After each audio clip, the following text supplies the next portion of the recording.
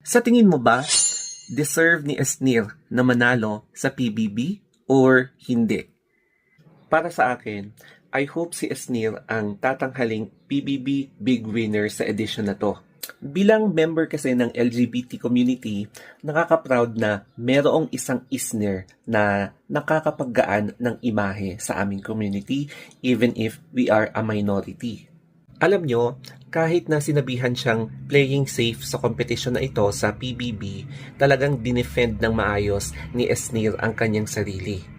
At clarify niya dito sa statement niya na hindi lang para sa pangarap niya ang gusto niyang makamit dito, kundi para na rin mapaganda yung imahe ng LGBT na hindi lang kami pangkwela lang.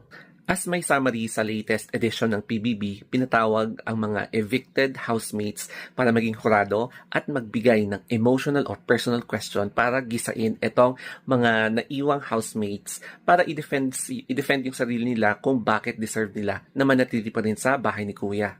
Hindi ko alam kung ako lang ang nakapansin, pero dito ma-observe mo yung mga tunay na ugali na nagsilabasan, yung the way na magtanong etong mga na-evict na housemates towards sa mga housemates na nandoon pa rin sa bahay ni Kuya, na kumbaga parang personal na talaga, no?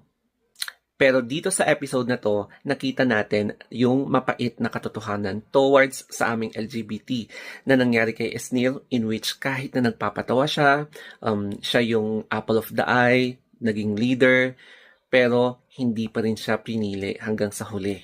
Dito mo kasi makikita na may mga friends talaga na lalapitan ka lang kapag may kailangan sila, pero at the end, kapag wala na silang mapapala sa'yo, iiwan ka na nila at hindi ka na nila pipiliin kagaya ng ginawa nila kay Esnir, which is very wrong move since nasa PBB competition ka.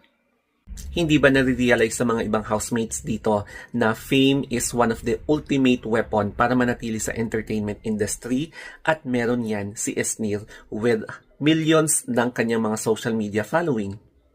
At ang isa pa dyan na hindi nila nare-realize is Esnir is a potentially na rising star sa entertainment industry. Kahit naman na hindi siya sumikat bilang isang artista, sikat pa rin naman siya sa social media. And yan ang mga hinahanap ng mga tao na walang social media following pero gusto talagang mag-artista. Sa ngayon kasi, sila yung mga LGBT celebrities na namayagpag at itinaas ang bandera at imahe ng LGBT sa publiko. Pero syempre, nalungkot ako sa biglaang pagpano ni Lloyd Cadena dahil sa complication ng COVID. So, before nung active pa siya, lagi ko siyang pinapanood.